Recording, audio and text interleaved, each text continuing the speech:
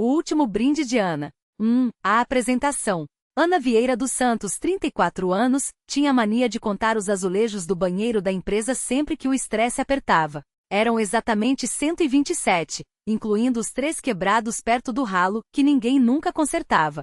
Ela os conhecia como conhecia as rugas ao redor dos olhos do chefe, Marcelo Rangel, um homem de 58 anos, voz rouca de fumante e um sorriso que só aparecia quando assinava demissões ou comemorava metas batidas com uísque caro. Era uma sexta-feira, dia do aniversário dele.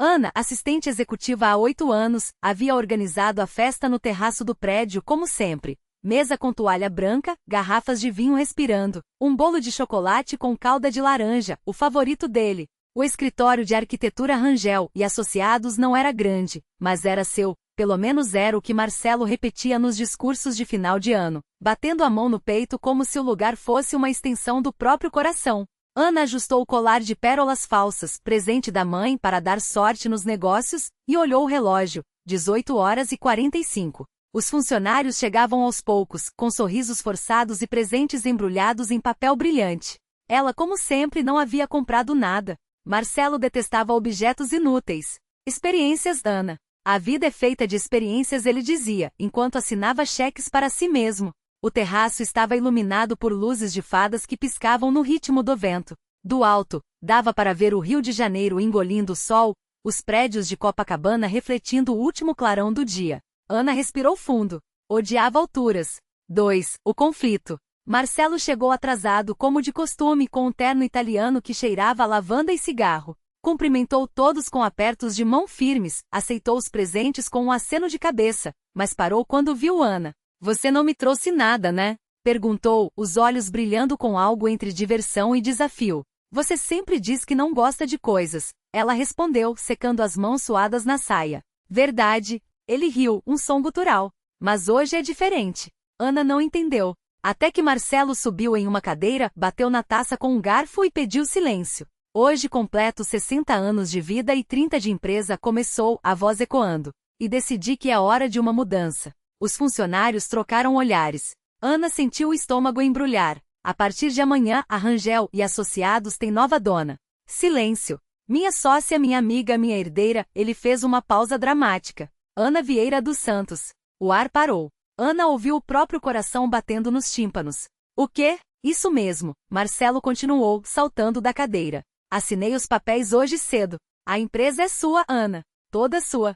Risos nervosos. Aplausos tímidos. Alguém perguntou, é brincadeira, chefe? Ana não conseguia mover os lábios. A última vez que Marcelo havia feito uma piada assim, foi quando demitiu o Paulo do financeiro no Natal, dizendo que era um presente antecipado para a família dele. Não é brincadeira, Marcelo disse, servindo-se de vinho. Você merece. Sempre soube que este lugar precisava de sangue novo. E você? Ele se aproximou, baixando a voz só para ela. Você é a única que nunca me traiu. Ana recuou. Trair? Ela nunca havia entendido aquele homem. Mas por quê? Conseguiu perguntar. Marcelo sorriu, um sorriso que não chegava aos olhos. Porque você é a única que nunca me pediu nada. 3. A jornada. As semanas seguintes foram um turbilhão. Ana descobriu que a empresa estava fundada. Marcelo havia hipotecado o prédio, desviado fundos para uma conta nas Ilhas Cayman, e deixado dívidas com fornecedores que somavam mais do que o faturamento anual. Os funcionários começaram a desconfiar. O contador, um homem pálido chamado Damião, a chamou em particular. Ele te passou uma bomba relógio, Ana. Isso aqui vai falir em 3 meses. Ela revirou os arquivos, encontrou contratos assinados com lápis ilegal, projetos nunca entregues, clientes processando a empresa. E pior, um envelope com fotos suas. Ana saindo do banco. Ana almoçando com a mãe. Ana chorando no banheiro do escritório. Ele me vigia. Naquela noite, ela confrontou Marcelo em seu apartamento em Ipanema, um lugar cheio de quadros abstratos e cheiro de mofo. Por que você fez isso? Perguntou, segurando as fotos. Marcelo, de camisa aberta, serviu-se de um uísque. Porque você é a única que não tem medos, Ana. E medos são caros. Você me deu uma empresa falida. Eu te dei uma chance. Ele tomou um gole. Ou você acha que eu não sei que você sonha em abrir sua própria firma desde que entrou aqui? Ana engoliu em seco. Como ele sabe? Você é um monstro? Sou um realista. Marcelo aproximou-se, o hálito quente com álcool. E você vai me agradecer. Ela saiu correndo. 4. O desfecho. Ana não dormiu naquela noite. Pela manhã, foi ao cartório. Assinou a doação da empresa para a Fundação Lar das Meninas, uma ONG que acolhia adolescentes em situação de rua, a mesma onde sua mãe havia trabalhado antes de morrer. Depois, enviou um e-mail para todos os funcionários. A Rangel e Associados encerra suas atividades hoje. Todos receberão suas rescisões e uma carta de recomendação. Obrigada pela confiança. Marcelo ligou às 11 horas furioso. O que você fez? O que você merecia? Ana respondeu calma. Uma lição. Você jogou tudo fora. Não, eu dei um fim decente para sua podridão. Ele desligou. Às 15 horas, Ana estava em um bar em Lapa, tomando uma caipirinha. O celular vibrou, uma mensagem de Damião, o contador. Marcelo teve um infarto. Está no hospital. Os médicos dizem que não vai resistir. Ela não sentiu nada. Nem alívio nem culpa. À noite no velório só havia 3 pessoas. Ela, Damião e a ex-mulher de Marcelo, uma senhora de olhos inchados que segurou a mão de Ana e sussurrou. Obrigada por ter coragem. Ana olhou o caixão fechado. Pensou nos azulejos quebrados do banheiro, nas pérolas falsas, no cheiro de mofo do apartamento dele. Não foi coragem, ela disse. Foi só justiça. Na manhã seguinte, Ana comprou uma passagem para Porto Alegre. Lá, alugou um pequeno escritório acima de uma padaria. Pendurou uma placa, Vieira Arquitetura, Projetos com Alma. E começou do zero. Porque algumas heranças não são para serem aceitas. São para serem queimadas. O cheiro de tinta fresca. O primeiro cliente apareceu 3 semanas depois, um homem alto com cicatrizes nas mãos e um projeto impossível. Queria transformar um galpão abandonado à beira do Guaíba em uma biblioteca comunitária. Ana ouviu as palavras dele: precisa ter luz natural, mas sem janelas para o sul, e soube, pela primeira vez em anos, que estava no lugar certo. Isso aqui vai custar o dobro do que você imagina, avisou, deslizando o dedo sobre a planta que rabiscara em um guardanapo. Ele sorriu, mostrando um dente lascado. Eu sei, mas você é a única que não me chamou de louco ainda. O nome dele era Rafael, e trabalhava como mergulhador em plataformas de petróleo. Passava meses no mar, voltava com a pele queimada e histórias de tempestades que ninguém acreditava. Enquanto Ana media as paredes podres do galpão, ele contava sobre um naufrágio no litoral de Santa Catarina, onde encontraram uma caixa de madeira com cartas de amor escritas em francês. Guardara uma amarelada e cheirando a sal no bolso da jaqueta. Por que não entregou para ninguém? Ela perguntou, martelando um prego solto. Porque às vezes a gente precisa de provas de que coisa boa existe, respondeu, jogando-lhe a carta. Ana não a abriu. Guardou no bolso da calça entre o troco e a chave do escritório, e sentiu o papel queimar contra a coxa como uma promessa. Asterisco. À noite, no apartamento alugado acima da padaria, ela sonhou com Marcelo pela primeira vez. Não era ele, porém, era a sombra dele, um vulto de terno molhado que tentava entrar pela fechadura. Ana acordou suada, com as mãos tremendo, e ligou para Damião antes de pensar. Você acha que a gente carrega o peso dos outros mesmo depois que eles morrem? Perguntou, enrolando o fio do telefone no dedo até doer. Do outro lado, o som de talheres batendo em louça. Damião sempre jantava tarde, sozinho, com a televisão ligada em novelas mexicanas. Não é peso, Aninha. É eco. E eco algum dura para sempre. Ela desligou, foi até a pia e jogou água no rosto.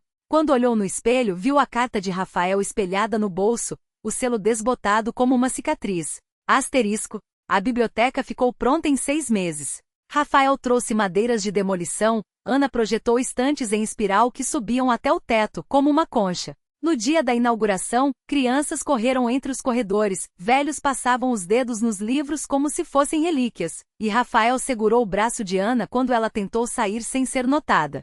Fica, pediu. Só mais um pouco. Ela ficou. Tomou vinho barato em copos de plástico, ouviu uma menina de tranças ler um poema sobre peixes, e quando a multidão rareou, subiu até o mezanino, onde a luz do pôr do sol entrava em fatias douradas pelas frestas do telhado. Lá em cima, entre as prateleiras ainda vazias, Ana finalmente abriu a carta. Era curta. Mon amour, se você está lendo isto, é porque o mar me levou antes da hora. Não chore, eu vi baleias hoje. Assinado apenas com um T. Ela dobrou o papel, guardou no bolso do vestido, e quando desceu, Rafael estava encostado na parede, os braços cruzados.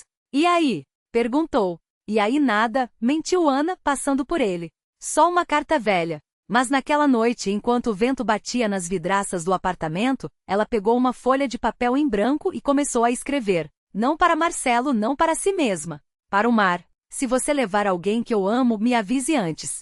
Desta vez, eu quero me despedir. A tinta ainda úmida tremia na folha quando Ana ouviu o barulho no corredor. Não era o vento. Era um arrastar de pés, como se alguém estivesse tentando não ser ouvido. Ela escondeu a carta debaixo do travesseiro e se levantou, os dedos frios apertando a beirada da mesa. Do lado de fora, a sombra alongada de um homem se projetava na parede. Não era Rafael que dormia no sofá da sala, ronco abafado pelo cobertor. Não era ninguém que ela conhecesse. Quem está aí? Chamou a voz mais firme do que ela se sentia. Silêncio. Então, um riso baixo, quase um suspiro. Você não lembra de mim, Machere? A voz era áspera como areia no fundo de um copo, mas havia algo nela que fez o sangue de Ana gelar. Ela recuou até a janela, os dedos procurando a maçaneta com urgência. Lá fora a rua estava vazia, só o poste de luz piscando prestes a apagar. Eu morri faz 2 anos, continuou a voz, mais perto agora. Mas você ainda escreve cartas para o mar como se ele fosse te responder. Ana virou-se de golpe. O homem estava encostado no batente da porta, o rosto metade na luz, metade na escuridão. Um corte antigo atravessava sua sobrancelha, cicatriz que ela jurava ter visto antes. Você não é T, sussurrou, embora soubesse que estava mentindo. Não, ele concordou, sorrindo. T era meu irmão. O chão pareceu abrir-se debaixo dela. Ele me pediu para te entregar uma coisa. O homem estendeu a mão e na palma, brilhando fraco, estava uma conchinha branca perfurada no centro. Você costurava estas nos seus vestidos, lembra? Encontrei uma na praia hoje, cheia de areia e de sangue. Ana não respirava. A concha era idêntica às que ela enterrou com as próprias mãos anos atrás, no jardim da casa onde morava com ele. O lugar onde o mar nunca chegava. O que você quer? Perguntou, a voz um fio. A mesma coisa que você. Ele deu um passo adiante, e o cheiro de sal e algas invadiu o quarto. Uma despedida que não tivemos. Do lado de fora, o vento uivou, e as vidraças estremeceram. Alguma coisa batia contra o vidro, não galhos, não folhas. Algo com escamas. Ana olhou para a carta debaixo do travesseiro, então para a concha na mão do estranho.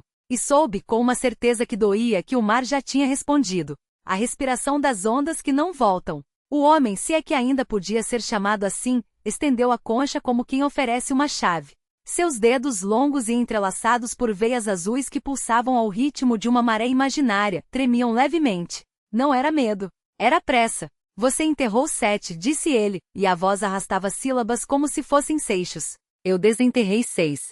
A 7ª, os olhos, antes castanhos como a terra onde Ana plantava lavandas, agora refletiam o verde podre das águas profundas. A 7ª ainda está quente. Ana sentiu o peso da carta sob o travesseiro queimar sua pele. Não era papel. Era pele de peixe seca, escrita com algo que não era tinta, mas sim o sumo preto das lulas que morriam nas redes dos pescadores da vila. Ele não é seu. Nunca foi. A assinatura, um risco torto, lembrava a cicatriz que ela tinha na coxa feita na noite em que ele a arrastou para a água pela primeira vez rindo, dizendo que era só brincadeira. Você mentiu, Ana apertou os dentes. Disse que o mar não chegava até lá. O vento arrebentou uma janela. Vidros voaram como facas, e algo escorregadio se enroscou no tornozelo dela. Não era uma cobra. Não era uma corda. Era uma língua longa, úmida com ventosas que se contraíam em silêncios viscosos. O homem sorriu mostrando dentes que já não eram humanos, afiados, serrilhados, feitos para rasgar não carne, mas memórias. Eu não menti, ele sussurrou enquanto a língua subia pela perna de Ana, deixando um rastro de sal que queimava como ácido. O mar esperou. Você é que não soube ouvir. Lá fora, as ondas não batiam mais na praia. Elas respiravam. Um som úmido gutural, como se o oceano todo fosse um pulmão gigante se enchendo de ar antes de soltar o último suspiro. As casas da vila tremiam. As portas se fechavam sozinhas. Os cães uivavam com as patas no peito, como se pressentissem que a terra, em breve, seria só espuma. Ana olhou para a concha em sua mão. Dentro do furo, algo se mexia. Não era areia. Era um olho pequeno, preto, brilhante como óleo. Piscou. Você tem uma escolha, o homem, a coisa, o eco do que foi, inclinou a cabeça. Pode vir comigo agora, e eu te levo onde a água não dói. Ou fica, e espera o mar subir até seu pescoço. Devagar, como você merece. A língua apertou sua cintura, puxando o ar para a janela quebrada. Lá embaixo, as ruas já não eram de pedra. Eram de corais. E os corais cantavam. Ana segurou a concha contra o peito. Sentiu o olho dentro dela se abrir, como uma boca faminta. Eu escolho, disse. E mordeu. A carne da concha estalou entre seus dentes, doce e salgada como lágrimas de peixe. O olho dentro dela não se partiu, engoliu-a por dentro. Ana sentiu o mundo virar do avesso. O chão agora era o céu, e o céu, uma garganta escura que se fechava em volta de seus pulsos. O homem que não era homem sorriu, e seus lábios se descolaram em tiras úmidas, revelando fileiras de dentes que não eram dentes, mas agulhas de osso costurando o ar. Quando ele estendeu a mão, os dedos se alongaram em tentáculos finos, enrolando-se nos cabelos de Ana como se fossem fios de uma marionete. Bom apetite, sussurrou a voz que agora saía de dentro dela. E então o mar subiu. Não como água, como fome. As casas da vila não afundaram, foram mastigadas. As paredes se dissolviam em saliva espessa, as telhas se transformavam em escamas que caíam como chuva podre. Os cães antes uivantes agora latiam em silêncio, suas bocas costuradas com linha de algas. Só os olhos deles se moviam, rolando como contas de um rosário quebrado. Ana sentiu algo rasgar suas costas. Não era dor, era memória. Você já esteve aqui, disse a coisa que agora habitava sua sombra, uma voz que escorria pelas frestas de seus ossos. Há 3.000 anos, quando o primeiro barco afundou neste lugar. Você era a única que sobreviveu para se afogar de novo. Suas mãos não eram mais suas, se abriram, e entre os dedos brotaram guelras. Ana respirou, e a água encheu seus pulmões como um beijo. Lá embaixo, onde a vila já não existia, algo piscou de volta. Não era um olho. Era uma cidade. Torres de coral negro se erguiam em espiral, janelas feitas de dentes de baleia refratando uma luz que não era do sol. Ruas de areia movediça serpenteavam entre construções que respiravam, paredes que latejavam como veias. E no centro um trono de costelas, onde algo com sua cara, mas não seus olhos, esperava, sorrindo com a boca cheia de anzóis. Volte, disseram as corais em uníssono. Aqui você nunca morre. Aqui você só alimenta. Ana sentiu o peso da concha em seu peito.